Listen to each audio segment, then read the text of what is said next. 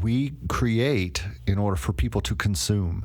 And I think people think of creating as either a way that's going to make them famous or make them money, but really what we create for is for people to see it and to be moved and affected by it.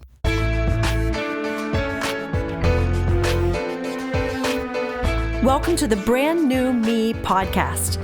I'm Frances. And I'm Pam.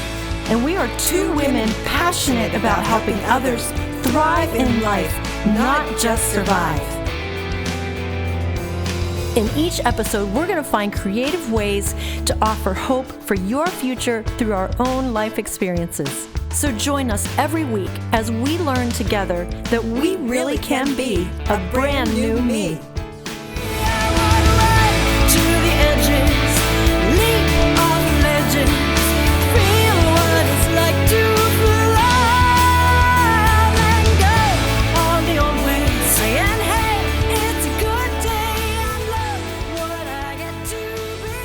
Talking with producer Eric Copeland about his new book, How to Live a Creative Life.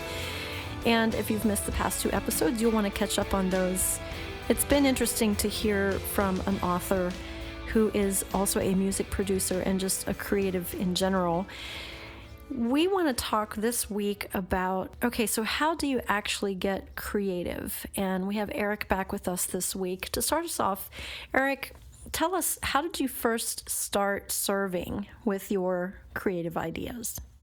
I first started serving in my church when I was a kid, mainly in choirs and things like that. I had started writing songs when I was a teenager, but even before that, I had started to get into synthesizers, and so I played those on our choir trips, even on stage on songs, and then I started to do arrangements and different songs that I was writing. That's probably where I started getting my creative ideas out first. Maybe at school, but mostly at church, since I was at church a lot, since my mom was the organist. So, Eric, being brought up in the church and serving the church, we can sometimes be narrow-minded in thinking that maybe we can only use our gifts or have our gifts seen in the church. What are your thoughts about that?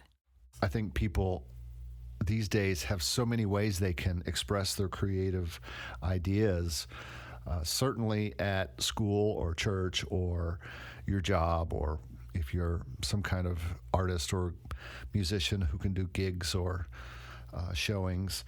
But now we have an entire world that you can show your artistic gifts to online through things like YouTube and Spotify and Etsy, and you can sell things on eBay, you can sell things at Amazon, your books on Kindle, you can do so much with your art. It's just a whole different world for creatives.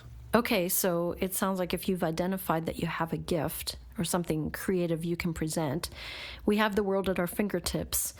But so many of us are afraid to step out and say, we think we have a gift or we have something to offer to the world. In order for people to know that you're even a creative, I think you have to tell people you are. Most of what I do for people, whether it's a job where I'm helping them get their songs done and out, most of it is just convincing people that they can get out there and do it. Not that they're talented enough, that's not the point. Talent is really not even the main thing that we're talking about here. It's about how you can get out there and serve the world with your talent, how you can get your creative things out into the world to be consumed by people. And that's something that I have really pushed over the last few years is we create in order for people to consume. And I think people think of creating as either a way that's going to make them famous or make them money, but really what we create for is for people to see it and to be moved and affected by it. Well, when you put it that way, it seems a little less daunting to step out and say you have a gift to offer the world. But where I come from, where I grew up, and it may be abnormal, but I'm not sure that it is, it feels pretentious to stand up and say you have a gift. Isn't it pretty bold to speak up about what you think is a gift you have? Well, it's pretty bold to be an artist in general, to be an artist that people see and hear is a bold step.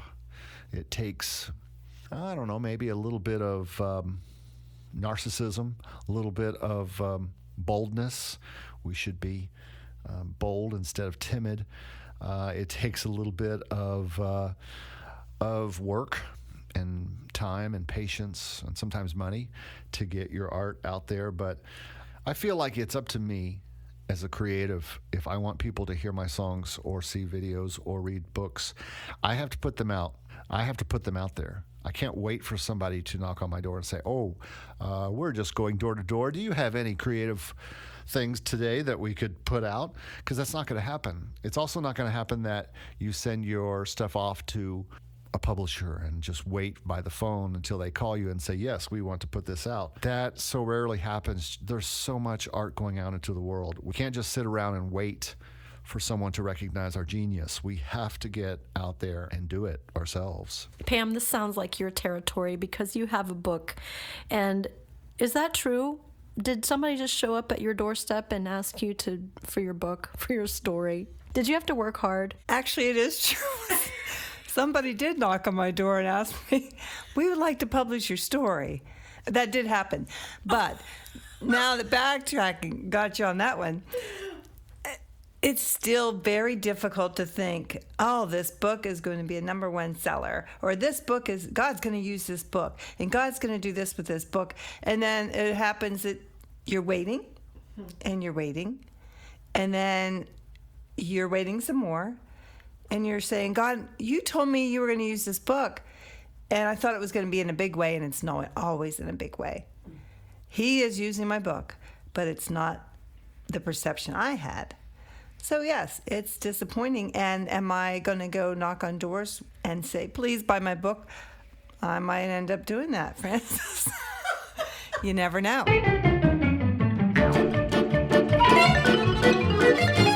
If you get that desperate for money, Pam, come and see me. I'll be glad to refer you to a wealth advisor that I know of. Oh, yes. Please, give me the name of the wealth advisor.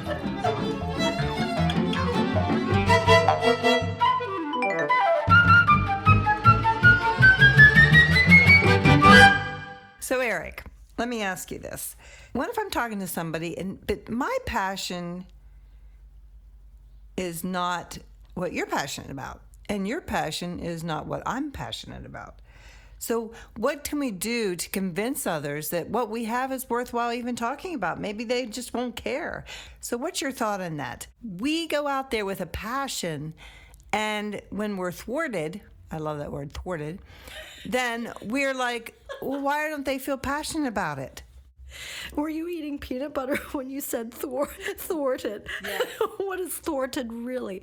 Okay, sorry, I just had to put that in. So Eric, answer our question. I think you are convincing others that what you do is important by the work.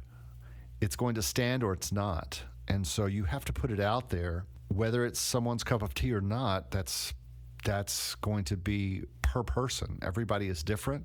Everybody is a complete snowflake. Every person you sing a song to, there's going to be one person who absolutely loves it, and another person who's like, meh, it doesn't really do anything for me. Another person who just really hates that kind of music. And so I don't think that you can convince anybody that you're good. You have to just be who you are and do your creative thing.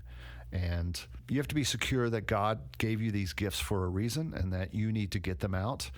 And that's enough. I don't think it's up to anyone else's decision, anyone else's permission other than God's, perhaps, but he's not going to stand in the way ever of you doing something to bring him glory. And I think by putting your gifts out there, especially if they are gifts that should lead people back or could lead people back to the church or to him, then I see no reason why you would have to convince anyone of anything. It's more about putting the work out and getting people, again, to consume it and to make their own decisions from there. Thanks, Eric, and I think you model that really well. So, Pam, I think to wrap things up, you should let us know how your oat farm is going that you were going to start a few weeks ago. How is that? Speaking of getting your art out there for people to consume, what do you think about all that? Well, Frances, I might ask you what you think, because today I brought Frances a treat. I brought her, it kind of looked like an avocado cow patty. And it was completely healthy. And so I'm going to have her tell you her thoughts. Because, you know, as Eric said, some people are going to like it and some people aren't. Oh, do I have to be one of those people who votes no on your art? Yes.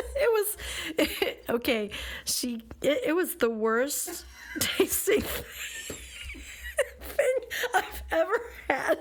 Pam, I don't think you should go into creating avocado cow patties. I think you should stick with, your grilled chicken and some of your good recipes I've had before that actually, do you remember when you served us raw chicken? Yes.